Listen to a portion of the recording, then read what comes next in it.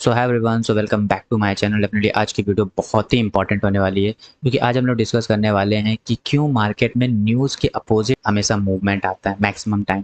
क्योंकि अक्सर तुमने एक चीज़ नोटिस की होगी कि जब भी मार्केट में एक पॉजिटिव न्यूज़ आती है तो पहले वो ऊपर जाता है, लेकिन सारी बाइंग लिक्विडिटी लेकर वापस वो डंप हो जाता है मार्केट।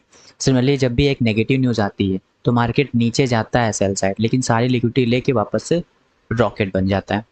तो ये डिफरेंस क्यों होता है? क्या मार्केट रैंडम होता है? तो मार्केट रैंडम नहीं होता है, उसके पीछे बहुत ही इंपॉर्टेंट लॉजिक होते हैं, उन्हीं को आज हम लोग डिस्कस करेंगे। तो आज हम लोग डिकोड करने वाले हैं कि किस तरीके से मार्केट को न्यूज़ के बेसिस पे डिकोड किया जाता है और क्या क्या लॉजिक्स लगते हैं, वो सब आज की वीडियो में हम लोग डिस्कस करेंगे। तो वीडियो बहुत ही हेल्पफुल होने वाली है क्योंकि मैक्सिमम जितने भी रिटेलर्स होते हैं वो न्यूज़ पे ट्रेड करते हैं। तो इट्स वेरी इंपॉर्टेंट कि तुम्हें न्यूज़ डिकोड करना आना चाहिए, तुम्हें मार्केट के सेंटीमेंट, मार्केट किस लॉजिक पे क्या करने वाला है उसमें पता होना चाहिए। तो बहुत ही हेल्पफुल वीडियो होने वाली है, वीडियो को एंड तक देखना। चल पहली बार चैनल को सब्सक्राइब कर लेना, बेल नोटिफिकेशन ऑन कर लेना। चलिए स्टार्ट करते हैं और समझते हैं कि ऐसा अपोजिट बिहेवियर क्यों मार्केट शो करता है। तो पहले कॉमन मिस्टेक समझो, ठीक है। रिटेल ट्रेडर्स का सिंपल लॉजिक होता है, गुड न्यूज़ बाय कर दो, बैड न्यूज़ सेल कर दो। सुनने में लॉजिकली करेक्ट भी लगता है, ऐसा नहीं है, लेकिन मार्केट इतना सिंपल नहीं होता। कि जब भी न्यूज़ आती है पब्लिक तक पहुंचने से पहले ही वो ऑलरेडी मार्केट के इंस्टीट्यूशन जो होते हैं वो उसको डिकोड कर चुके होते हैं, उसके बेसिस से पोजीशन बिल्ड कर चुके होते हैं। और स्मार्ट मनी का पर्सपेक्टिव कभी भी ये नहीं होता है कि न्यूज़ के बेसिस पे वो डायरेक्शन डिफाइन करते हैं, नहीं, उनका मेन पर्सपेक्टिव क्या होता है, उन्हें चाहिए होती है लिक्विडिटी। यार कि मार्केट में सबसे ज़्यादा ऑर्डर कहाँ अवेलेबल है और सबसे इंपॉर्टेंट और इंटरेस्टिंग लिक्विडिटी कहाँ मिलती है उनको। तो इसीलिए सबसे इंपॉर्टेंट तुम्हें ये समझना होगा कि कभी भी एक गुड न्यूज़ का मतलब ये नहीं होता है कि तुम्हें बाय करना है, बैड न्यूज़ का मतलब ये नहीं होता है कि तुम्हें सेल करना है। ये कंप्लीटली लॉजिक सिंपल तो होता है, बट इतना सिंपल होता तो सभी बेसिकली मार्केट से न्यूज़ के टाइम पे पैसा बनाते हैं। बट मैक्सिमम लोगों के अकाउंट पूरे ब्लो हो जाते हैं क्योंकि वो समझते नहीं है कि बड़े प्लेयर को पहले ही न्यूज़ डिकोड हो चुकी होती है, तुम्हारे पब्लिक तक पहुंचने से पहले वो न्यूज़ पूरी डिकोड की जा चुकी है। और इंस्टीट्यूशन कभी भी न्यूज़ के बेसिस पे डायरेक्शन डिफाइन नहीं करता है, वो पूरे तरीके से देखता है कि कहाँ साइड ज़्यादा लिक्विडिटी है, उसके अकॉर्डिंग मार्केट को मूव कराएंगे। तो रिटेल सोचता है कि न्यूज़ है यानी डायरेक्शन, लेकिन स्मार्ट मनी सोचता है कि लिक्विडिटी कहाँ पे है इस न्यूज़ के बेसिस पे। अब एक एग्जांपल से समझते हैं। मान लो एक बिटकॉइन है, एक छोटे से रेंज में कंसोलिडेट कर रहा है, प्राइस बार बार एक रेजिस्टेंस के पास जा रहा है। रिटेल ट्रेडर्स क्या सोचेंगे, रेजिस्टेंस ब्रेक होगा तो ब्रेकआउट मिलेगा। तो रेजिस्टेंस के ऊपर क्या करते हैं, बाय ऑर्डर्स अक्मुलेट होने लगते हैं। अब न्यूज़ आती है, एक एक्सप्लोसिव ग्रीन कैंडल बनती है, प्राइस रेजिस्टेंस के ऊपर चला जाए। रिटेल ट्रेडर्स सोचता है कि ब्रेकआउट आया और वो मार्केट अप मून हो जाएगा और फिर वो बाय करना शुरू कर देते हैं। और यही असली ट्रैप होता है क्योंकि मार्केट को पहले लिक्विडिटी चाहिए होती है और मार्केट के ब्रेकआउट के ऊपर जो भी ऑर्डर्स होते हैं, बाइंग ऑर्डर जितने भी होते हैं, स्टॉप लॉस ऑर्डर्स होते हैं, वो लिक्विडिटी प्रोवाइड करते हैं। इसलिए याद रखो, your stop loss can become someone's liquidity. तो इट्स वेरी इंपॉर्टेंट, तुम्हें ये समझना होगा कि मार्केट कभी भी तुम्हारे बिहेव पे मार्केट नहीं चलेगा। तुम्हें लगता है कि मार्केट ऊपर जाएगा, बट डेफिनेटली मार्केट ऊपर नहीं जाता है। It's all about the mindset, it's all about the discipline. Consolidation क्यों इंपॉर्टेंट होता है? तो न्यूज़ से पहले मार्केट अक्सर एक टाइट रेंज में रहता है, प्राइस साइडवेज मूव करता रहता है, हाई और लोस क्लियरली दिखते हैं। तो जितने भी रिटेलर्स होते हैं उनको क्या लगता है कि जहाँ कंसोलिडेशन है उसको होने दो, जब ब्रेकआउट आएगा उसके बाद मैं प्लान करूंगा। लेकिन वही इंस्टीट्यूशन क्या सोचता है कि जहाँ कंसोलिडेशन हो रहा है वो एक लिक्विडिटी मैप है जो डिफाइन कर रहा है कि बाइंग साइड उसके ऊपर ज़्यादा लिक्विडिटी बिल्ड हो रही है या सेलिंग साइड उसके नीचे ज़्यादा लिक्विडिटी बिल्ड हो रही है। उसके अकॉर्डिंग फिर इंस्टीट्यूशन प्लान करते हैं मार्केट को इधर मूव करेंगे। जब तक कंसोलिडेशन फेस हो रहा है उस समय अपनी लिक्विडिटी को आइडेंटिफाई करो कि किधर साइड ज़्यादा लिक्विडिटी है। अब मान लो रेंज के हाई पे पास है प्राइस, न्यूज़ आती है, प्राइस एक बड़ी सी डिस्प्लेसमेंट कैंडल बनाती है और हाई को ब्रेक करती है। तो रिटेलर क्या सोचता है कि ब्रेकआउट आया, buy buy buy buy buy, और फोमो में वो बाय करना शुरू कर देता है। लेकिन कुछ सेकंड में या मिनट्स में ही क्या होता है, प्राइस वापस से रेंज के अंदर आ जाता है और फिर एग्रेसिवली अपोजिट डायरेक्शन में मूव करता है। ये सिचुएशन हमें एक इंपॉर्टेंट कॉन्सेप्ट भी समझाती है, that is called liquidity grab. क्या हुआ, पहले ब्रेकआउट आया, लोगों की लिक्विडिटी ली, उसको ग्रैप किया, फिर रिवर्सल आ गया। यानी जो भी इनिशियली मूव होता है ब्रेकआउट जैसा दिख रहा होता है वो असल में लिक्विडिटी स्वीप होता है। तो इट्स वेरी इंपॉर्टेंट, तुम्हें यह समझना होगा कि लिक्विडिटी स्वीप बहुत ही तगड़ा कॉन्सेप्ट होता है और ये हमेशा न्यूज़ पे काम करता है। पहले कंसोलिडेशन फेज बनता है, उस कंसोलिडेशन फेज के बाद एक साइड ब्रेक आता है और उस ब्रेक के बाद रिटेलर्स को ट्रैप किया जाता है, उनकी सबकी लिक्विडिटी लेके वापस से प्राइस को अपोजिट डायरेक्शन में रिवर्स करा दिया जाता है। अब लिक्विडिटी ग्रैप को भी थोड़ा समझ लेते हैं कि रिवर्सल होता ही क्यों है। सिंपल लैंग्वेज में समझो, अगर मार्केट में कोई बड़ा पार्टिसिपेंट्स लार्ज पोजीशन बिल्ड करना चाहता है तो उससे अपोजिट साइड ऑर्डर्स की ज़रूरत पड़ती है भाई। अगर इंस्टीट्यूशन से उसको अगर हम सेलिंग ऑर्डर लार्ज अमाउंट में पंच करना है तो बाइंग भी तो आनी चाहिए, तो इसीलिए वो ब्रेकआउट दिखाते हैं ताकि सारे रिटेलर्स बाय ऑर्डर पंच करें, जिसकी वजह से उनको लिक्विडिटी मिले और वो सेल कर पाए। तो उस समय क्या होता है, न्यूज़ के टाइम रिटेलर्स बहुत ही इमोशनल होते हैं, फियर होता है उनके अंदर, ग्रीड होता है, फोमो होता है, और ये इमोशंस मार्केट में एग्रेसिवली ऑर्डर क्रिएट करवाता है उनसे। तो अगर ब्रेकआउट के ऊपर बायर्स एंटर कर रहे हैं तो वही बाइंग एक्टिविटी किसी लार्जर पार्टिसिपेंट के लिए एक लिक्विडिटी प्रोवाइड करने का काम हो सकती है। तो जैसे लिक्विडिटी मिल जाती है फिर प्राइस को वापस से वो रिवर्स डंप कर देते हैं।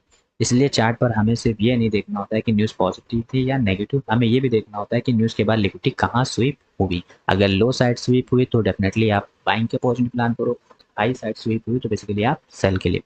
मैक्सिमम टाइम देखा होगा कि डोजी कैंडल बनती है जब भी न्यूज़ आती है। ये रीज़न क्यों होता है, क्योंकि उन्हें दोनों साइड का ट्रैप करना होता है। सिर्फ बायर्स ही ट्रैप नहीं होते हैं, सेलर्स भी ट्रैप हो सकते हैं।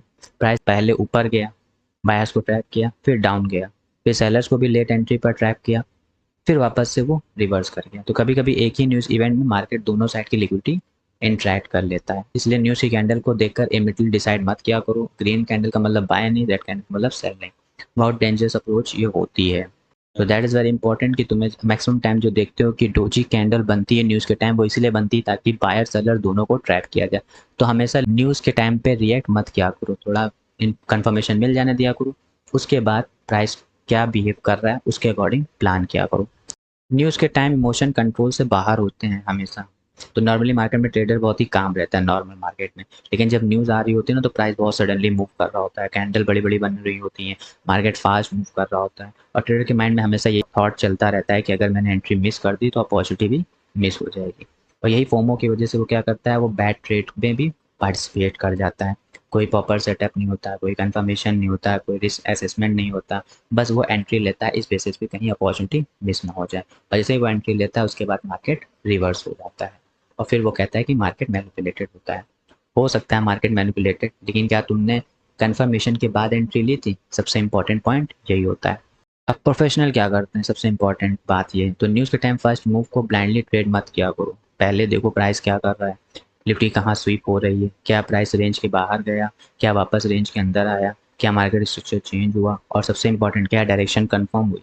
प्रोफेशनल का एडवांटेज ये नहीं होता है कि उन्हें फ्यूचर पता होता है, उनका एडवांटेज ये हो सकता है कि वो हर मोमेंट पर रिएक्ट नहीं करते, वो वेट करते हैं, ऑब्जर्व करते हैं, फिर उसके बाद एग्जीक्यूट करते हैं कंफर्मेशन के बाद।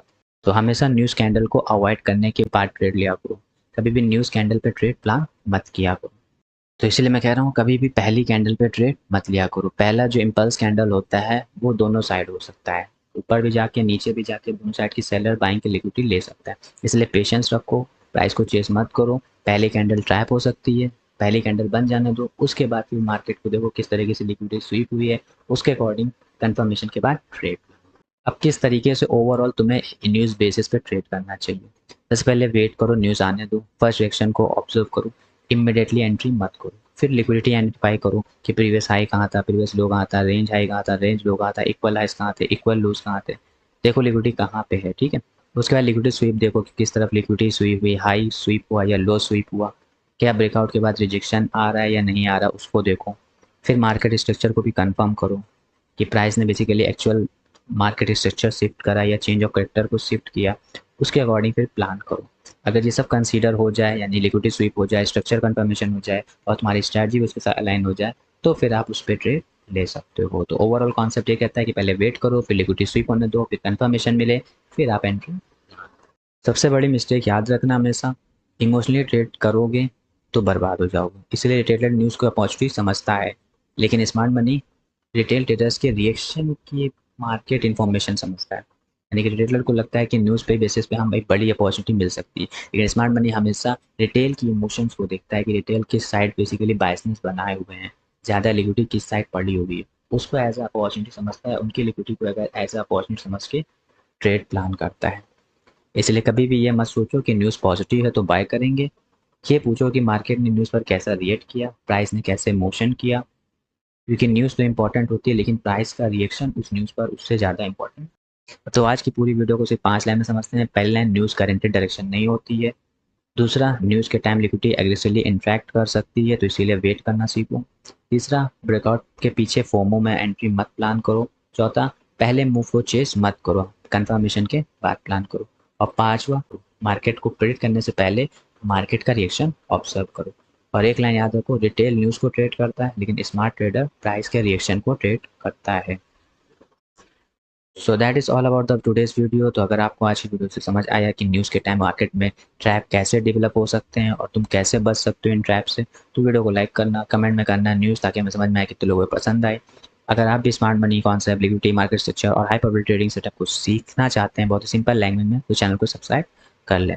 और इस वीडियो को अपने दोस्तों के साथ भी भेजना जो बेसिकली न्यूज़ ट्रेडिंग में मैक्सिमम टाइम अपना अकाउंट ब्लो करते हैं। तो मिलते हैं नेक्स्ट वीडियो में। Trade smart, don't trade emotional. तो thanks for watching this video.